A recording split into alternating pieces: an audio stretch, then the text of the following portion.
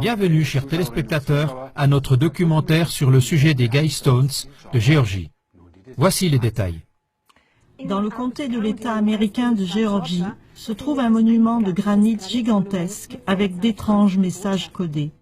Ce monument fait environ 7 mètres de haut, avec un poids total légendaire de presque 120 000 kilos. Les détails les plus étonnants de ce monument ne sont pas ses dimensions, mais les messages taillés au ciseau dans le granit. 10 règles pour une époque de la raison. Ces directives parlent d'un nouvel ordre mondial qui inclut entre autres une énorme réduction de la population mondiale, un seul gouvernement mondial et la justification d'une nouvelle forme de spiritualité. Les auteurs de ces règles ont gardé un strict anonymat et jusqu'à maintenant, le public ne sait pas qui a construit ces pierres. Cependant, ce mystérieux groupe a laissé un texte, à peine discuté jusqu'à présent, expliquant les raisons qui se cachent derrière les nouvelles règles. Avec cette nouvelle information, l'objectif derrière les Guidestones est devenu très clair, laissant peu de place aux hypothèses. Les Guidestones décrivent un monde futur tel qu'il est envisagé par les sociétés secrètes occultes. Le monument est donc la preuve d'un lien existant entre les sociétés secrètes qui font débat, l'élite mondiale autoproclamée et la pression pour un nouvel ordre mondial. Alors que les auteurs de ce monument de 120 tonnes sont toujours inconnus, c'est à vrai dire impensable quand on pense aux règlements stricts de construction qui sont en vigueur un peu partout. Ceux qui ont le privilège de se compter parmi les initiés connaissent d'autant plus les arrière-plans et ils préfèrent rester dans l'ombre de l'anonymat. Cette émission est consacrée particulièrement à ces 5 commandements qui représentent le piège et le principal point mortel. Les Guidestones, qui se trouvent dans l'État américain de Géorgie, sont un monument mystérieux en granit sur lequel sont gravés 10 nouveaux commandements. Le premier commandement exige de maintenir la population mondiale à 500 millions d'individus. Cette exigence s'associe à la publication d'un nouvel ordre mondial tout-puissant et on en vient à la conclusion que les Guidestones sont l'œuvre d'une société secrète occulte. Voici 5 des 10 commandements. Maintenir l'humanité en dessous de 500 millions d'individus en perpétuel équilibre avec la nature. Guider la reproduction intelligemment en améliorant la forme physique et la diversité. Unir l'humanité avec une nouvelle langue mondiale. Laisser toutes les nations régler leurs problèmes internes elles-mêmes. Par contre, les problèmes externes doivent aller devant un tribunal mondial. Ne soyez pas un cancer sur la Terre, laissez place à la nature. Comme vous pouvez le voir, les lignes directrices appellent à une réduction drastique de la population mondiale, à l'adoption d'une nouvelle langue mondiale, à la création d'un tribunal international et font de vagues allusions à l'eugénisme. En d'autres termes, un plan pour un nouvel ordre mondial.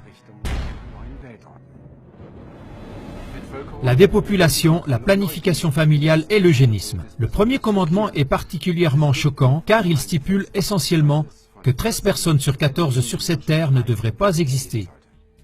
Cette exigence signifie que l'ensemble de la population devrait disparaître, excepté un petit reste qui correspond à peu près à la population de l'Amérique du Nord ou à la moitié de la population de l'Afrique. Si on considère que la population mondiale actuelle est d'environ 7 milliards, alors les bâtisseurs secrets considèrent que 92,5% des individus vivants actuellement sont totalement superflus. À leurs yeux, plus de 92% d'entre nous n'ont plus de droit d'existence à l'heure actuelle.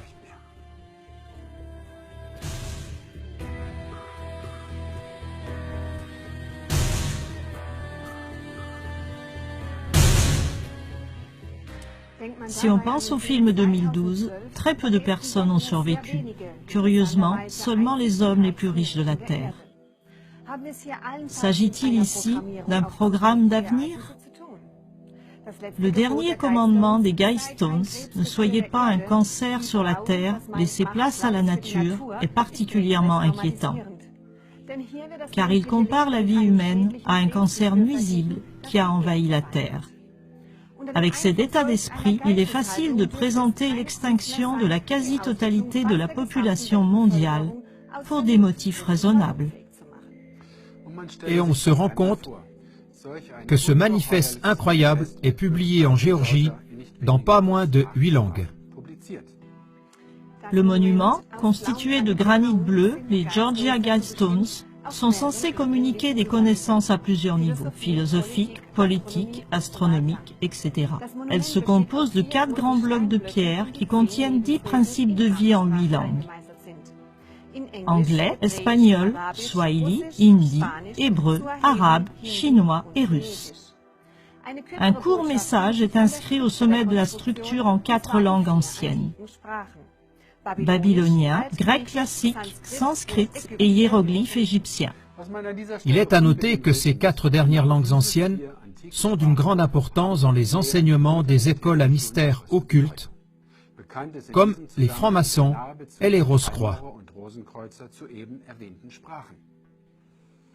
Le dépeuplement massif est le but gravé en 8 langues et en même temps le but le plus élevé de l'élite mondiale autoproclamée. Et en effet, de nombreuses personnalités soi-disant importantes l'ont ouvertement appelé de leur vœu.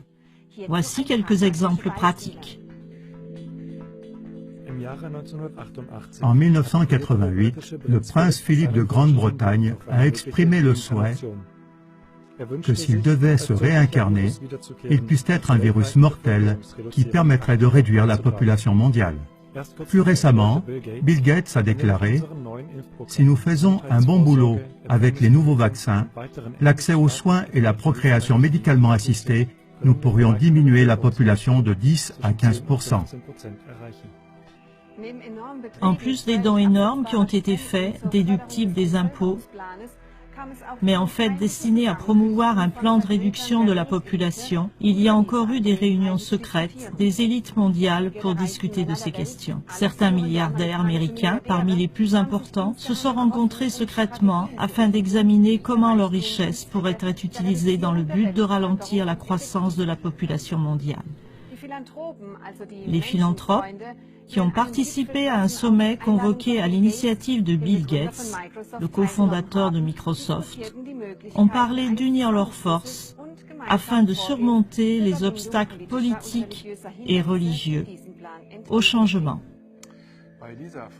Décrit comme le bon club par un initié, il comprenait David Rockefeller Jr., le patriarche de la dynastie la plus riche d'Amérique, les financiers Warren Buffett et George Soros, le maire de New York Michael Bloomberg et les personnalités influentes des médias Ted Turner et Oprah Winfrey.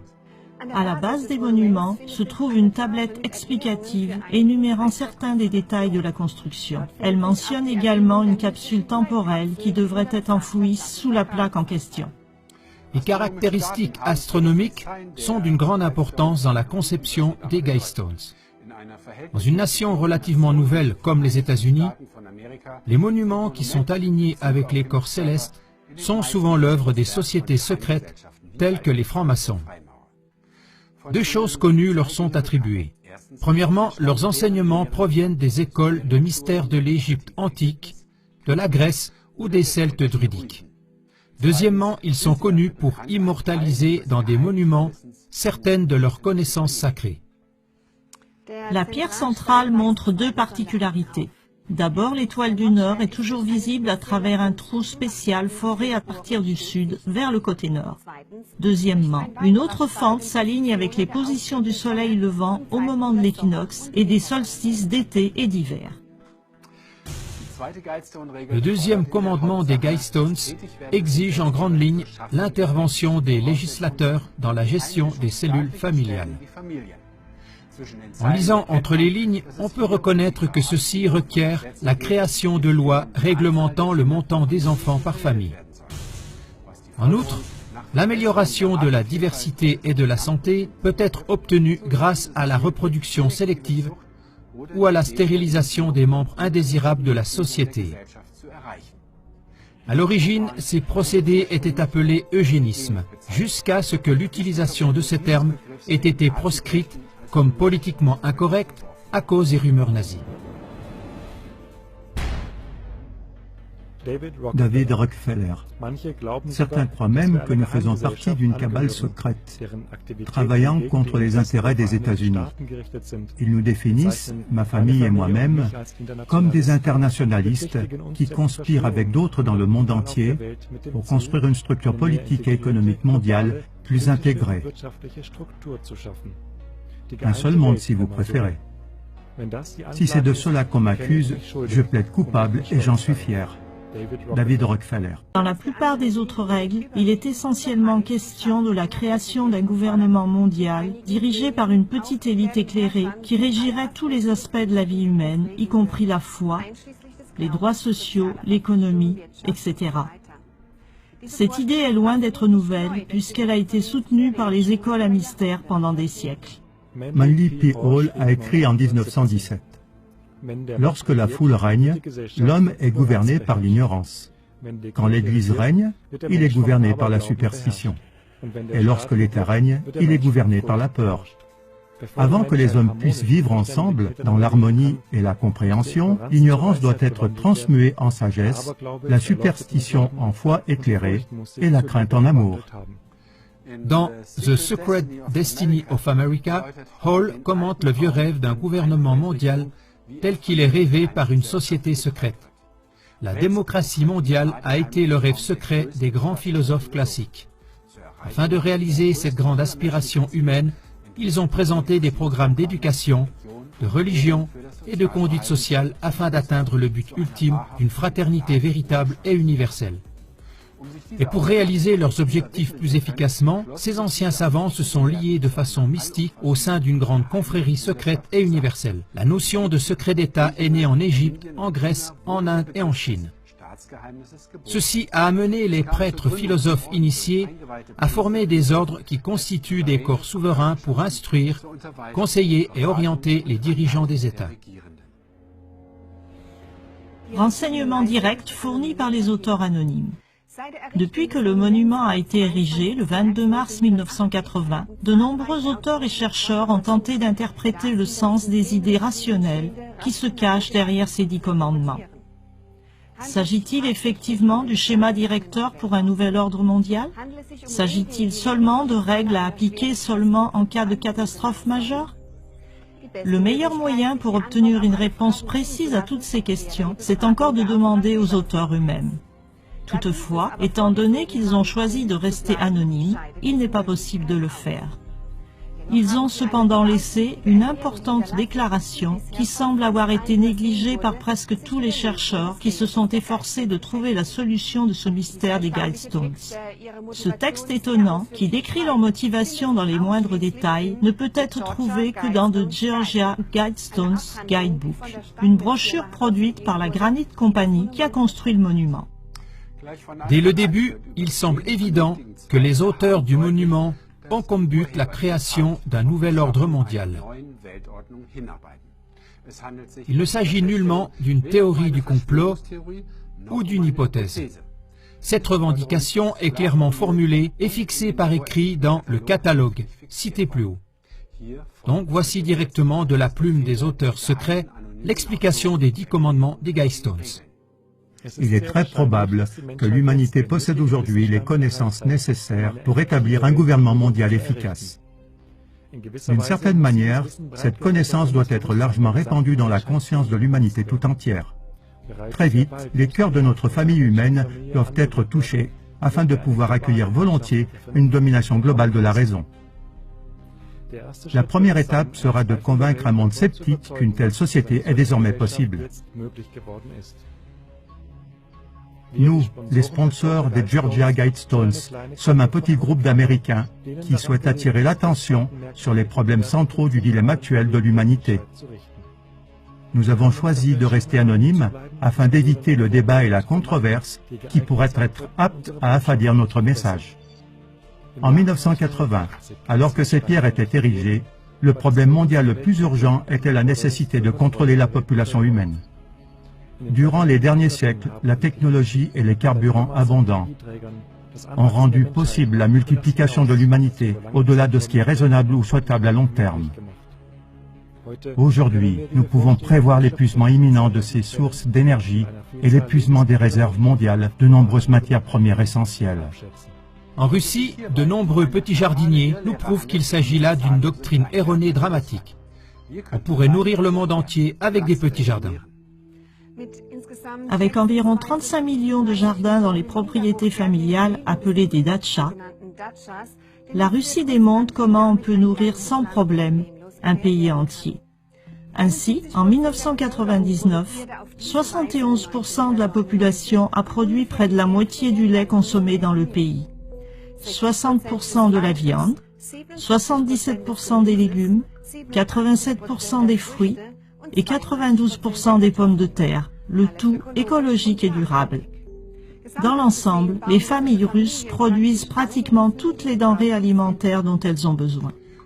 L'État russe encourage légalement cette culture paysanne et familiale en octroyant à chaque citoyen russe une parcelle de jardin d'une superficie de 1 à 3 hectares, libre d'impôts et gratuite. Lorsque l'on pense qu'aux USA, rien que la superficie de gazon est le double des jardins de Russie, il est clair que pour la question de nourrir le monde, cette propagande est un mensonge délibéré. Par exemple, on n'a pas besoin de semences génétiquement modifiées, ni d'agriculture industrielle pour que chacun ait assez à manger. Derrière tous ces propagandistes se cachent seulement des grosses fortunes intéressées ou calculatrices. Lorsque l'on pense que la période de végétation en Russie n'est que de moitié par rapport aux États-Unis, cela fait d'autant plus réfléchir. Cela ne mériterait-il pas d'être imité par tous les pays ? Et voici d'autres explications des auteurs secrets et anonymes. Maîtriser notre reproduction est urgent. Ceci exigera des changements importants dans nos attitudes et nos coutumes. Malheureusement, l'inertie des coutumes de l'homme peut être extrême. Cela est particulièrement vrai lorsque ceux pour qui la coutume est une force dominante ne sont pas informés de la nécessité du changement. Presque tous les pays sont maintenant surpeuplés en termes d'un perpétuel équilibre avec la nature. Nous sommes comme une flotte de canots de sauvetage surpeuplés, confrontés à une tempête qui approche. Partout dans le monde, les ressources disponibles sont exploitées sans égard, et ainsi il ne sera plus possible à la longue de garantir la prospérité actuelle de la population mondiale. Nous détruisons nos terres agricoles et nous sommes devenus dangereusement dépendants des approvisionnements extérieurs en pétrole, minerais et autres ressources non renouvelables. Des nations comme le Japon, les Pays-Bas et Haïti sont encore plus gravement surpeuplées et par conséquent en plus grand danger. Dans ces circonstances, la reproduction n'est plus exclusivement une affaire personnelle. La société doit avoir son mot à dire et un certain pouvoir de direction dans la régulation de cette fonction vitale. Les souhaits légitimes des couples sont certes importants, mais ils ne sont pas le seul critère. Les intérêts de la société actuelle et le bien-être des générations futures doivent être pris en considération de façon accrue, à mesure que nous développons des mécanismes visant à contrôler notre procréation de façon rationnelle. Par le biais d'une pression légale et sociale, il faut veiller à ce qu'il n'y ait plus un grand nombre d'enfants par famille, ce qui est irresponsable. Les couples qui n'ont pas de revenus suffisants pour nourrir une famille ne doivent pas avoir d'enfants. Ils deviendraient une charge pour les autres. Amener des enfants inutiles dans un canot de sauvetage surpeuplé est scandaleux. C'est injuste pour ces enfants. C'est nocif pour les autres occupants et tous les êtres vivants. La société ne doit pas encourager un tel comportement. Aujourd'hui, nous disposons de connaissances et de techniques de régulation de la reproduction humaine. Les autorités politiques à travers le monde ont une grave responsabilité de rendre ces connaissances et ces techniques largement disponibles. Ce but pourrait être atteint avec une partie des fonds que le monde consacre aujourd'hui à des fins militaires. Une population mondiale diversifiée et prospère en perpétuel équilibre avec les ressources mondiales sera la pierre angulaire d'un ordre mondial rationnel. Les gens de bonne volonté dans toutes les nations doivent travailler à établir cet équilibre. Après l'achèvement de l'ensemble central des Georgia Guidestones, notre petit groupe de parrainage a été dissous. Nous laissons le monument à la garde de la population d'Elbert County, Géorgie. Est-ce qu'un tel groupe, aux instincts idéalistes, se serait réellement dissous? Qui sont les auteurs? Pour les Guy Stones de Géorgie, il s'agit d'un manifeste de francs-maçons, de Rosicruciens, qui exige ou annonce pour le monde des mesures de transformation drastiques. Ce monument a une grande signification si on veut comprendre les forces par lesquelles notre monde d'aujourd'hui et de demain s'est formé en secret. Ici se manifeste gravé dans la pierre la relation décisive entre les sociétés secrètes, l'élite mondiale et leur plan commun pour un nouvel ordre mondial. Cette insistance pour un nouvel ordre mondial, l'exigence de contrôler les naissances et les questions concernant l'écologie sont des sujets qui, en raison des événements et des développements actuels, sont discutés pratiquement tous les jours. Quand les Guy Stones de Géorgie ont été édifiés en 1980, ces sujets-là ne faisaient pas encore partie des nouvelles du jour. On peut alors constater qu'à cet égard, de grands progrès ont été réalisés. Beaucoup de règles gravées sur les Guy Stones concernant la conservation du fonctionnement de la Terre sont à long terme absolument raisonnables. Il y a tout un monde de différences entre les paroles idéalistes des auteurs des Guy Stones et la manière dont ces règles sont appliquées sur les masses par des politiciens avides de pouvoir et de richesse. En lisant entre les lignes, on voit que la mise en pratique exige des masses la perte de nombreuses libertés personnelles et une soumission à un contrôle gouvernemental dictatorial dans de nombreux domaines de la vie, sans parler de l'élimination de 92,5% de la population. Cependant, on peut être certain que cette élite autoproclamée ne fait certainement pas partie de ce pourcentage à éliminer.